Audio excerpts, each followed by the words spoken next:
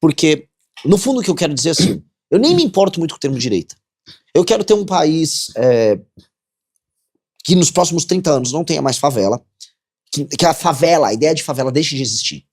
Um país em que as pessoas realmente tenham grana, que sejam autônomos, não precisam depender do governo para sobreviver, que as desigualdades regionais sejam menores, que viver nas cidades seja uma experiência decente. Viver em São Paulo é muito ruim, mas viver em todas as cidades do Brasil é muito ruim. Todas as casas no Brasil têm muro. Isso não deveria ser normal. Todas as janelas precisam ter um gradil de metal. Você não consegue nem abrir a sua janela. Você tem que ter uma grade de metal porque você vai ser roubado. As ruas são mal arborizadas, as escolas são ruins, nós não temos tecnologia, os produtos no Brasil são caros. Então a experiência de viver no Brasil é toda errada. Eu quero corrigir tudo isso em 30 anos. Como a gente faz para ter isso em 30 anos?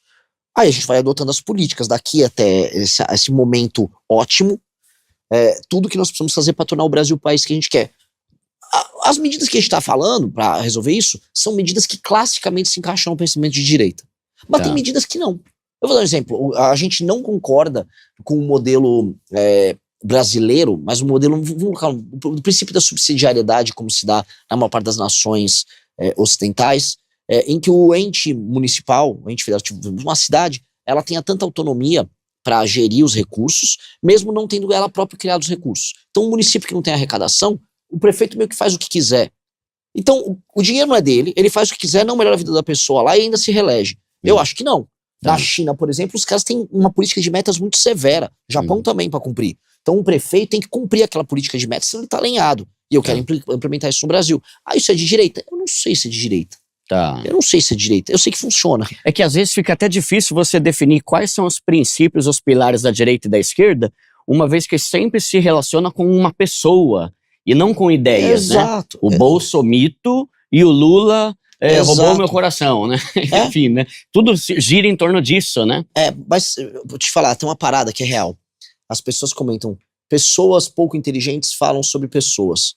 Pessoas normais falam sobre fatos. Pessoas inteligentes falam sobre ideias. Que é você sair do pessoal, ir para o fato e depois ir para a abstração. As pessoas mais inteligentes estão sempre falando de abstração. As pessoas mais simples vão tratar de pessoas. Então eles acham que a política é tipo Bolsonaro e Lula tão bravos um com o outro. Eu não gosto de você, eu gosto do Brasil e você não gosta. E essa é uma forma muito simples, tipo aquela novela das frutas, que tem sempre um vilão muito claro e um mocinho muito claro. A realidade não é assim. E esse é um problema. Mas aí tem um ponto também, que eu acho muito legal essa reflexão, né, de pessoas falando sobre pessoas, ou sobre ideias, ou sobre... Mas engaja mais você falar mal dos outros, né? Engaja, mas isso que é fogo. Tipo, você entra no Instagram, é o pessoal da direita metendo pau na esquerda, é o pessoal da esquerda metendo pau na direita, e ninguém fala sobre ideia nenhuma. Tipo, não, tá, mas você aí, fulano, qual que é o teu plano pra mudar o Brasil? Porque o Boulos é não sei o que lá. Aí já vê o Boulos, olha o que o Nicolas falou. Caramba, mas os próprios políticos ficam só falando mal um do outro, e você não vê ideia e tal, mas e o Brasil? Você vai fazer o quê, filho, né?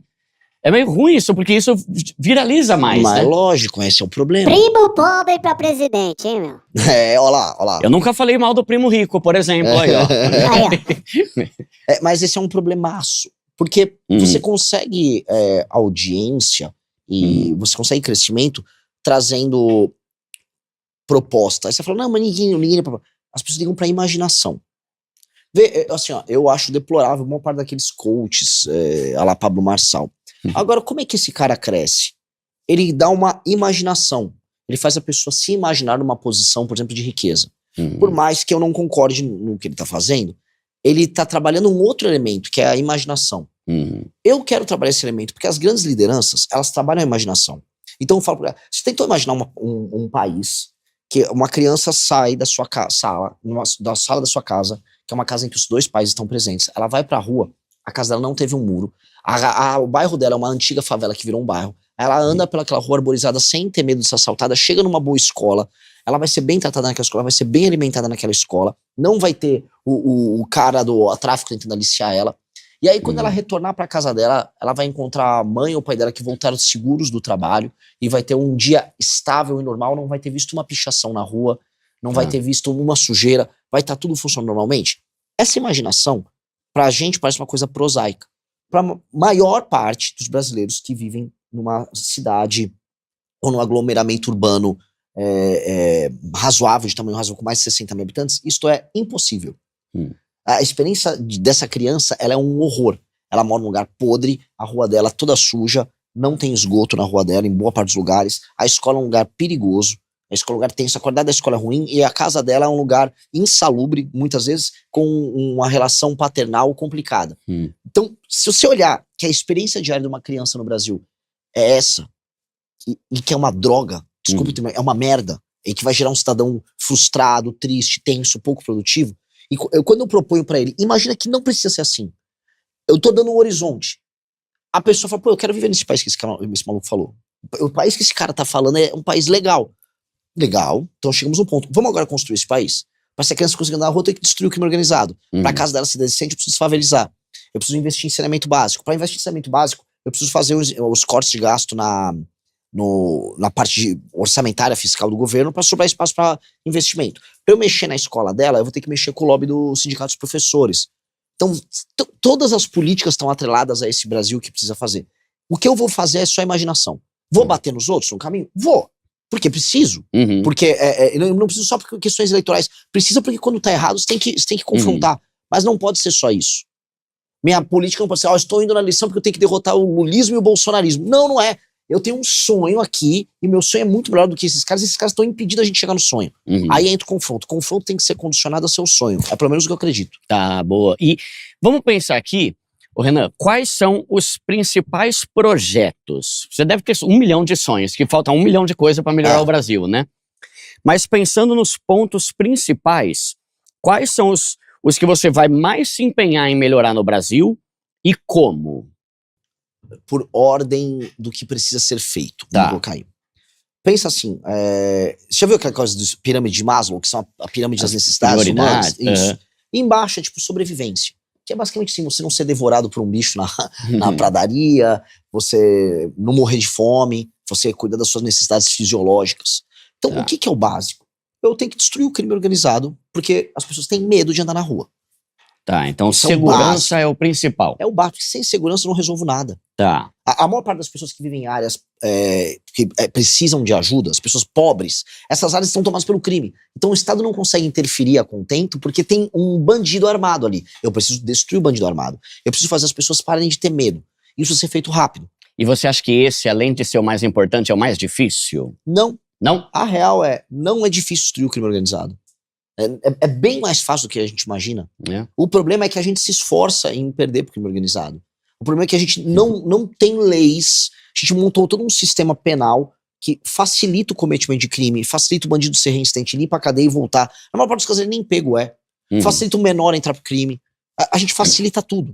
E facilita a existência dessas facções. Então nós temos que alterar, do ponto de vista nacional, os marcos legais na legislação penal, lei de execuções penais, e passar o que a gente chama de direito penal do inimigo, que é um instrumento que isola, faz um corte em quem é o que a gente chama de inimigo, que são os membros das facções, que eles dispõem de menos direitos de defesa, e aí o Estado vai pra cima deles, destrói esses caras. Paralelamente, que nós precisamos, uma reforma econômica que permita a gente baixar os juros e baixar as alíquotas de impostos no médio prazo. Tá. E aí você começa a ter um influxo de investimentos maior no Brasil. Mas tem como diminuir imposto? Tem. Não tem, assim, candidato que vier aqui, fala pra você que dá pra diminuir o imposto na hora, tá mentindo. Tá. É picaretagem. Por quê? Porque o Brasil, a relação dívida-PIB, ou seja, o percentual que a dívida nossa tem com relação ao PIB, que é tudo que a gente produz, tá aumentando muito. Então a gente tá indo pra uma escalada de quebra, de calote. Então a situação fiscal, a situação de grana, de gestão de grana do Brasil, tá muito ruim. Então, o que a gente precisa fazer? A gente precisa diminuir os gastos. Quando você diminui os gastos, você consegue suprir as despesas, você contrai menos dívida, você consegue pagar a própria dívida, a curva da dívida diminui.